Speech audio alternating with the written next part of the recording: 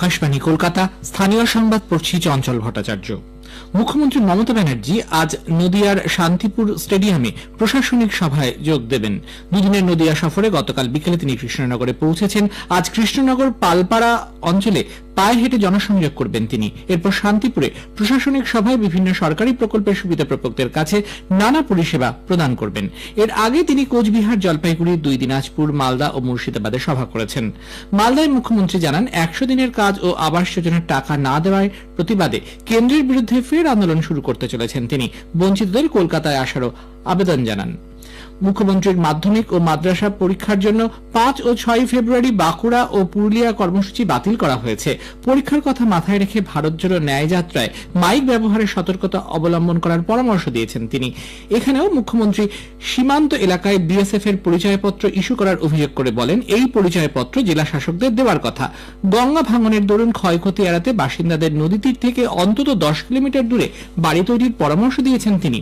এদিকে বিএসএফ সীমান্তবর্তী অঞ্চলে নাগরিকদের জন্য কোন বিশেষ ধরনের পরিচয়পত্র দেয় না বলে বাহিনীর দক্ষিণবঙ্গের ডিআইজি একে আর্য জানিয়েছেন। মুখ্যমন্ত্রীর সাম্প্রতিক জেলা সফরে এ ধরনের পরিচয়পত্রের প্রসঙ্গ ওঠার প্রেক্ষিতে ডিআইজি আরো জানান, সীমান্তরক্ষী বাহিনী বিএসএফ একটি পেশাদারী বাহিনী। ভারতের সঙ্গে বাংলাদেশ ও পাকিস্তানের সীমান্ত অঞ্চলে এই সদস্যরা কাজ করে থাকেন। এনআরসি কার্যকর করার সঙ্গে বিএসএফ এর কোনো সম্পর্ক নেই। পশ্চিমবঙ্গে পুলিশ প্রশাসনের শীর্ষ স্তরে বেশ কিছু রদবদল করা হয়েছে। মনোজ ভার্মা নতুন এডিজি আইন শৃঙ্খলা হয়েছেন। এই পদে থাকা জাভেদ শামীমকে পাঠানো হয়েছে গোয়েন্দা বিভাগে। উত্তর 24 পরগনার 3 পুলিশ জেলার সুপার পদেও রদবদল করা হয়েছে। অন্যদিকে সচিব সহ বিভিন্ন স্তরে বেশ কিছু আইএএস আধিকারিকও বদলি হয়েছেন। কলকাতা পুরসভার নতুন কমিশনার হলেন দাভাল জৈন। এই পদে থাকা বিনোদ কুমারকে সংখ্যালঘু বিষয়ক ও মাদ্রাসা শিক্ষা দপ্তরের প্রধান সচিব করা হয়েছে। বিডিও, এসডিও সহ বিভিন্ন স্তরে 73 জন ডাব্লিউবিসিএস অফিসারও বদলি হয়েছেন। রাজ্যের প্রাপ্য বকেয়া টাকা কেন্দ্রীয় সরকারের তরফে আজকের মধ্যে না মেটানো হলে তৃণমূল কংগ্রেস প্রধান মুখ্যমন্ত্রী মমতা ব্যানার্জি কলকাতায় ফের ধর্ণা অবস্থানে বসবেন বলে জানিয়েছেন। আগামীকাল বেলা 1টা থেকে রেড রোডের ধারে আম্বেদকরের মূর্তির পাদদেশে শুরু হবে এই অবস্থান। উল্লেখ্য, গত বছর ডিসেম্বরে এই ইস্যুতে প্রধানমন্ত্রীর সঙ্গে দেখা করেন মুখ্যমন্ত্রী। এরপর কেন্দ্র ও রাজ্যের আধিকারিকদের মধ্যে ব্যাপারে বৈঠকও হয়। কেন্দ্রীয় অর্থমন্ত্রী নির্মলা সীতারামন সংসদে বেলা 11টায় অন্তর্বর্তী বাজেট পেশ করবেন। অর্থমন্ত্রী হিসেবে এটি তার ষষ্ঠ বাজেট পেশ। নরেন্দ্র মোদীর নেতৃত্বাধীন দ্বিতীয় এনডিএ সরকারের এটি শেষ বাজেট। এর আগে 3টি পূর্ণাঙ্গ বাজেটের মতো এবারের অন্তর্বর্তী বাজেটও কাগজবিহীনভাবে পেশ করা হবে। এবছরের সাধারণ নির্বাচনের পর নবনির্বাচিত সরকার পূর্ণাঙ্গ বাজেট পেশ করবে। আকাশবাণী এই বাজেট পেশ পর্ব সরাসরি সম্প্রচার করবে। সঙ্গে থাকবে বাজেট নিয়ে বিশেষ আলোচনা, যা শোনা যাচ্ছে গীতাঞ্জলি এবং এফএম গোল্ডে সকাল 10টা 10 থেকে দুপুর 1টা 50 পর্যন্ত। দুপুর 2:30 থেকে বাজেট নিয়ে বিশেষ আলোচনা শুনবেন রাত 10টা পর্যন্ত এফএম গোল্ডে। বেলা 12:30টার গ্রামীণ সংবাদ এবং বেলা 12টা 50 সংবাদ আজ বাতিল থাকছে।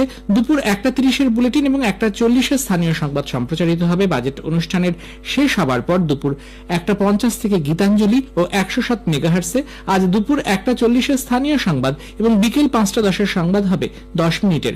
5টা 10 খবর শোনা যাবে গীতাঞ্জলিতে। সন্ধ্যে 7টা 50 স্থানীয় সংবাদ হবে 15 মিনিটের। আগামী 5ই ফেব্রুয়ারি থেকে শুরু হতে চলা রাজ্য বিধানসভার বাজেট অধিবেশনের আগে বিরোধী দলনেতা শুভেন্দু অধিকারীর ওপর সাসপেনশন তুলে নেওয়া হলো। বিধানসভার অধ্যক্ষ বিমান বন্দ্যোপাধ্যায় নিজেই একথা জানিয়েছেন। তিনি বলেন, বিরোধী দলনেতা এখন চাইলেই বিধানসভার বাজেট অধিবেশনেও যোগ দিতে পারেন। আইনত যোগ দেওয়ার ক্ষেত্রে তার কোনো বাধা নেই। খোলা বাজারে চাল ও গমের সহজলভ্যতা বাড়ানোর জন্য এবং মূল্য বৃদ্ধি নিয়ন্ত্রণে আনতে কেন্দ্রীয় সরকার জুন মাস থেকে সাপ্তাহিক অকশনের মাধ্যমে খাদ্যশস্য বিক্রি শুরু করে। অভ্যন্তরীণ খোলা বাজারের বিক্রি প্রকল্পের আওতায় সরকার 1,50,000 মেট্রিক টন গম এবং 25 লক্ষ মেট্রিক টন চাল বিক্রির সিদ্ধান্ত নেয়। প্রথম সপ্তাহে গম বিক্রির পরিমাণ ছিল 86,000 মেট্রিক টন। তারপর তার পরিমাণ ক্রমশ বাড়ানো হয়। বর্তমান সপ্তাহে 5,50,000 মেট্রিক টন গম বিক্রির উদ্যোগ নেওয়া হয়েছে। 24 জানুয়ারি পর্যন্ত এই প্রকল্পের আওতায় গম বিক্রি হয়েছে 71 লক্ষ মেট্রিক টনেরও বেশি।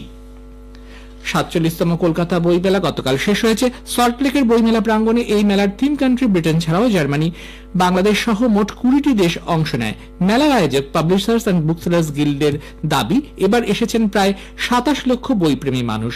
গিল্ডের সভাপতি ত্রিদীপ চট্টোপাধ্যায় আকাশবাণীকে জানিয়েছেন, বই বিক্রি হয়েছে 26 কোটি টাকার কাছাকাছি। স্থানীয় সংবাদ শেষ হলো।